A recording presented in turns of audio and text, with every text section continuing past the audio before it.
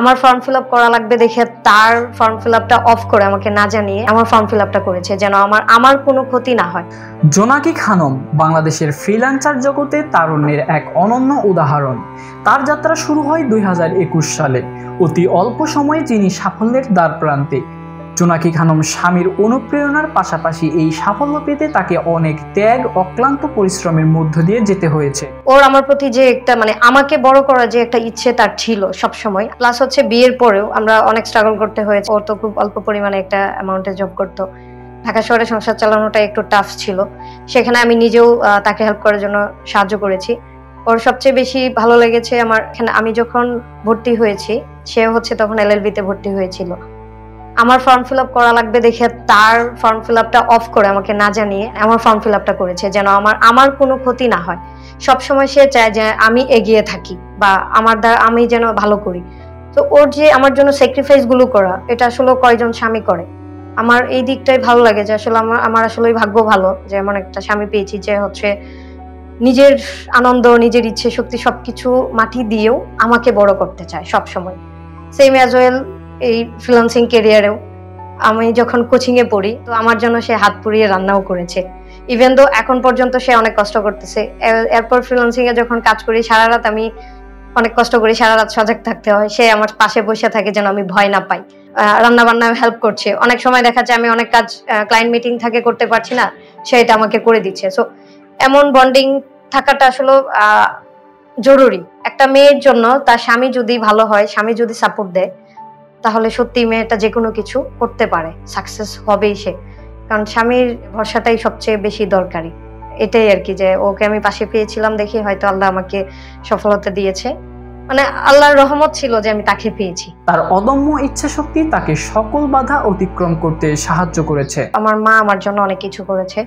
আমার আম্মু চাইতো যে আমার মেয়ে ভালো স্টুডেন্ট, ওকে পড়াইলে ও একদিন অনেক বড় কিছু করতে পারবে। এটা হচ্ছে আমার আম্মুর বিশ্বাস। কারণ আম্মু তো আসলে ডিজিটাল সম্বন্ধে এত কিছু বুঝে না। তো আমি যখন প্রথম জব পাই আম্মুকে বলি, আম্মু তখনই অনেক খুশি, মনে হচ্ছিল যে আমি কত বড় জব পেয়েছি। আমার আম্মু আমার জন্য যা করছে আসলে সব বলে বোঝানো যাবে না, কারণ অনেক কিছু বাইন্ডিংস ছিল ফ্যামিলির। ওগুলো বিরুদ্ধে গিয়েও একমাত্র আমার মা এবং আমার হাজবেন্ড, এই দুইজন মানুষই সব সময় আমাকে চেষ্টা করছে রক্ষা করার জন্য যে কোনো দিক থেকে। আমার আম্মু সবসময় চাইতো যে না, আমার মেয়েটা পড়াশোনা করুক, সেই জন্য যদি আমার ধার দেনা করতে হয় আমি সেটাও করব, বা করেছেন। তো আম্মুর এই সাপোর্ট গুলোর জন্য আমি আজকে আসলে মার দোয়া থাকলে মানুষ বলে যে সবকিছু হয়। তো মার বিশ্বাস এবং দোয়ার কারণে আল্লাহ আমাকে হয়তো আজকে এখনো যে খুব ভালো কিছু করছি তা না, বাট আল্লাহ ভালো জায়গায় নিচ্ছেন, হয়তো আরো ভালো করবো ইনশাল্লাহ। আমার মাকে নিয়ে আসছিলাম, আব্বু আসছিল, দেখেছেন, এটা দেখে খুব খুশি যে ওনারা বুঝে না, তারপরে এটা দেখেই শান্তি যে আমার মেয়ে ভালো একটা কিছু করছে, অফিস দিয়েছে। বর্তমানে তিনি একটি প্রখ্যাত কোম্পানিতে পার্ট টাইম জব করার পাশাপাশি আপটার্ন আইডিয়া নামে একটি ডিজিটাল মার্কেটিং এজেন্সি পরিচালনা করছেন। এই এজেন্সির সিইও হিসেবে তিনি আরো কিছু নিবেদিত প্রাণকে উদ্যোগী হওয়ার প্রেরণা যোগাচ্ছেন। বর্তমানে তার প্রতিষ্ঠানকে বড় করা এবং একটি রেপুটেড কোম্পানিতে ফুল টাইম জব করার মাধ্যমে নিজের ক্যারিয়ারকে আরো সমৃদ্ধ করার লক্ষ্য নিয়ে এগোচ্ছেন তিনি। আপনি যদি স্কিল ডেভেলপ করতে পারেন তাহলে টিকে থাকাটা সম্ভব। যত দিন যাবে তত আপনি ফ্রিল্যান্সিং ক্যারিয়ার হার্ড হচ্ছে। এখন কাজ পাওয়াটাই হচ্ছে স্বপ্নের মতো হয়ে গেছে। সো স্কিল যদি থাকে, এক্সপার্ট হয় আর পরিশ্রম যদি করতে পারে, আল্লাহর উপর ভরসা রেখে যদি চালিয়ে যায়, সে টিকে থাকতে পারবে। তবে হ্যাঁ, আমি একটা জিনিস পারি, আমি মিডিয়া বাইং পারি, মিডিয়া বাইং এ পড়ে থাকলে আমার হবে না। যেমন এখনই কিছু চেঞ্জেস আসছে, যেমন সিআর আসছে, কনভার্সন রেট অপটিমাইজেশন। এটা শুনলে অনেকেই আমরাই মনে মনে ভাববো যে এটা আবার কি। তো এই যে দেখেন, আমাদের প্রতিনিয়ত কিন্তু শিখতে হবে এবং টিকতে হবে, তাহলেই হচ্ছে আমি ভালো করতে পারবো। এটা হচ্ছে ফ্রিল্যান্সিং সেক্টরের কাজ। আর এজেন্সির যদি বলি, এজেন্সির বা যে কোনো বিজনেসের মেইন থিমটা হচ্ছে আপনাকে সৎ থাকতে হবে। আপনি যদি কাস্টমারকে সঠিকভাবে সৎভাবে সার্ভিস দেন, তাহলে হয়তো আপনার উঠতে সময় লাগবে, কাস্টমার আসবে পরে, কিন্তু আপনি টিকে থাকতে পারবেন।